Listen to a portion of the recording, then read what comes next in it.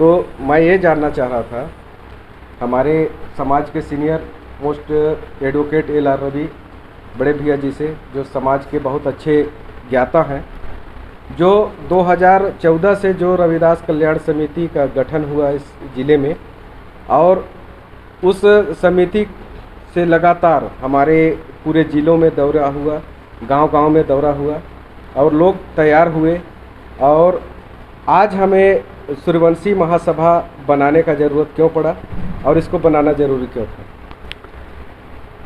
सबसे पहले तो मैं हमारे समाज में जन्मे संत महापुरुषों को सत सत नमन करते हुए बताना चाहूँगा कि 2014 में हमारा संत रविदास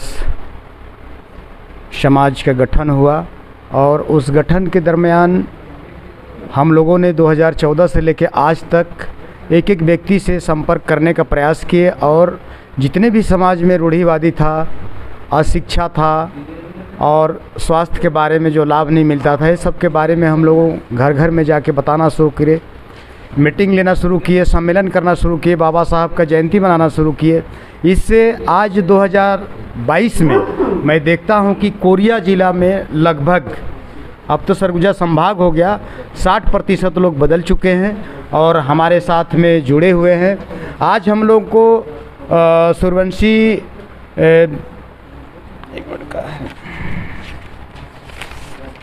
सूर्यवंशी महासभा छत्तीसगढ़ में गठन इसलिए करना पड़ा क्योंकि कुछ दलालों के द्वारा अपना पद, और उनको ये लगता था कि हमको इसमें पद नहीं मिल रहा है, मेरा मान सम्मान नहीं होता है, मेरे को जगह नहीं मिलता है। तो मैं आप ही लोगों से पूछना चाहता हूं कि जहां पर पूरे समाज का बात हो, पूरा जिला का बात हो या पूरा संभाग का बात हो, अगर संभाग का हर आदमी चाहे कि मेरे को मान सम्मान मिले, मेरे को फूल माला मिले, मेरे को कुर्सी मिले, तो ऐसा संभव तो नहीं है। लेकिन जहाँ पर संभव है उस व्यक्ति को वहाँ पर दिया गया, और उसी में कुछ लोग नाराज़ होकर दूसरा टीम बना लिया। आज संत रविदास जन कल्याण समिति बनाकर उन्होंने एक दलाली के तौर पर लोगों को गुमराह कर रहा है कि हम ये करेंगे वो करेंगे। और जिस महात्मा गांधी के द्वारा बाबा साहब भीमराव अम्बेडकर को कदम कदम पे परेशान किया गया, और उस गांधी जी के मार्गदर्शन में हमारा बी टीम चल रहा है, ये सबसे बड़ा दुख की बात है। और जब हमारा बी टीम हमसे अलग हो गया संत रविदास समाज कल्याण की ओर से, तो हम लोगों को ज़रूरत पड़ा कि हम प्रांत लेवल पे सूर्य महासभा का गठन किया जाए छत्तीसगढ़ के नाम से। और हमारे माननीय आयुष्मान हीरालाल कुर्रे जी के मेहनत से उन्होंने जन जन तक घूमा, लोगों से संपर्क किया, और उन्होंने आज इसका गठन किया है। और इसका बड़ा रूपरेखा हम देने जा रहे हैं 30 अक्टूबर 2022 को राजमोहनी भवन सरगुजा संभाग अंबिकापुर में। और मैं यही बोलना चाहूँगा कि हमारा समिति बनने से हमारे बहुत समाज में सुधार आया है, और जो लोग नहीं जानते थे वो भी आज जुड़ रहे हैं। ये हमको गौर की बात है कि हमारा ये जो मेहनत है, लगन है, उससे हम लोग बहुत लोगों को आगे जोड़े हैं और हम आगे आ रहे हैं। और हम सबसे अपील करेंगे कि हम जितना हो सके पूरे संभाग से लेकर राज्य स्तर पर इस कारवां को आगे बढ़ाना है, क्योंकि हमारे महापुरुषों का यही सपना था कि हम गुलामी से और मानसिक गुलामी से, आर्थिक गुलामी, हर गुलामी से हमको दूर करना है। हम तो पढ़ लिख गए हैं, बाबा साहब का सपना था कि हमारे पढ़े लिखे लोग हमारे समाज को आगे बढ़ाएंगे, तो हम उनके द्वारा जो कर्जा हमारे ऊपर है उस कर्जा को छूटने के लिए हम पूरे समाज में जाकर, घर में जाकर और सूर्यवंशी महासभा छत्तीसगढ़ का एक बड़ा रूपरेखा देने जा रहे हैं 30 अक्टूबर 2022 में राजमोहनी भवन अंबिकापुर में। मैं ये जानना चाह रहा था, आप, मेरे को जहाँ तक मालूम है कि इस छत्तीसगढ़ राज्य का राष्ट्रीय बौद्ध महासभा का आप प्रदेश अध्यक्ष बने हैं और प्रदेश का नेतृत्व कर रहे हैं अपने पूरे छत्तीसगढ़ में। तो महापुरुषों के विचारधारा को समिति का भी आप ज्ञाता है और बौद्ध जी का भी, उनको भी जानते हैं। तो बताइए, समिति महापुरुषों के विचारधारा को लेकर के चल रही है कि नहीं चल रही?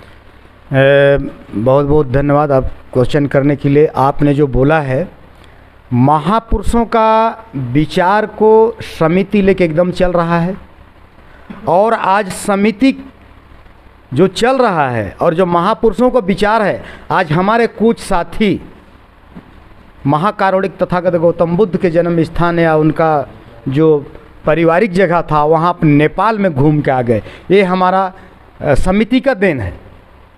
और मैं राष्ट्रीय बौद्ध महासभा छत्तीसगढ़ का अध्यक्ष हूँ। आप सभी से मेरा अपील है कि हम लोग एक 26 नवंबर 2022 को हम लोग बौद्धिस्ट बनने का प्रयास करें और वहाँ पर हम लोग दीक्षा लें और ये हमारे भारत में इसका एक प्रचार प्रसार हो। बाकी हर स्टेट में चल रहा है, तो हमारे छत्तीसगढ़ का स्टेट में भी हम सोच रहे हैं कि ग्राम शारा में कहिए या जहाँ भी आप लोग को तय करिए। हम तो व्यक्तिगत तौर से वहीं करने के लिए सोचे हैं, लेकिन अगर सबका विचार हो जाएगा तो जिला स्तर पे हम लोग ये दीक्षा लेंगे और इसको हम पूरा भारत में इसका प्रचार प्रसार और संदेश देना चाहते हैं कि हमारा पूरा बौद्धमय भारत हो। मैं ये जानना चाह रहा हूँ कि मान लीजिए जिस बौद्ध जी के विचार को लेकर के समयलाल सूर्यवंशी जी के यहाँ पटना में कि ये पूरा बौद्ध धर्म को अपना लिए हैं, उस धर्म को बात को लेकर के जब समिति में फूट हुआ तो आप क्या उम्मीद करते हैं कि मेरे इस काम से हमारे समाज के लोग हमारे साथ खड़े होंगे? बिल्कुल हमारे साथ खड़े होंगे और खड़ा वही आदमी हमारे साथ होगा। धर्म को हम धर्म परिवर्तन का बात करेंगे, महाकरुणिक तथागत गौतम बुद्ध की बात करेंगे, बाबा साहब की बात करेंगे, फूले का बात करेंगे, संत रविदास जी का बात करेंगे, छत्रपति जी साहू जी महाराज का बात करेंगे, बाबा साहब B.R. अम्बेडकर का बात करेंगे, मानवर कांसीराम का बात करेंगे। वो लोग हमसे जुड़ेंगे, लेकिन इसके लिए उनका इतिहास पढ़ना बहुत ज़रूरी है। जब तक इतिहास नहीं पढ़ेंगे, हम जो बात कहेंगे उसमें वो हमसे अलग हो सकते हैं। चूँकि महापुरुषों का अगर वो पढ़ेंगे तो हमारे साथ ज़रूर जुड़ेंगे और मेरा उम्मीद है कि जितने पढ़े लिखे लोग हैं हमारे साथ जुड़ेंगे और हमारे जो महापुरुषों का इतिहास उसको लोग पढ़ेंगे और हमारे साथ जुड़ेंगे और धर्म का बात करेंगे। आने वाले समय में हम पूरा भारत को बौद्धमय देखना चाहते हैं और बौद्धमय होगा। चलिए, बहुत बहुत धन्यवाद। आप लोग अभी हमारे वकील साहब एडवोकेट A.L.R. रवि जो जिला सत्र न्यायालय में अभी अपना सेवा देते हैं और समाज में भी और समिति में भी बहुत अच्छा इनका सेवा मिलता है और इनका मार्गदर्शन हमेशा मिलते रहता है। तो चलिए साथियों, आप लोगों ने देखा, सुना और समझा। इन्होंने अपील किया कि 26 नवंबर को जो हमारे इस जिला बैकुंठपुर कोरिया के गांव सारा में दीक्षा समारोह कार्यक्रम रखा गया है, सभी को वहां पर आने के लिए भी अपील किए। तो चलिए साथियों, मैं सुरेंद्र चौधरी और आप देख रहे हैं BM न्यूज़ इंडिया और हमारे कैमरामैन संजय चौधरी के साथ। चलिए सभी सबको जय भीम।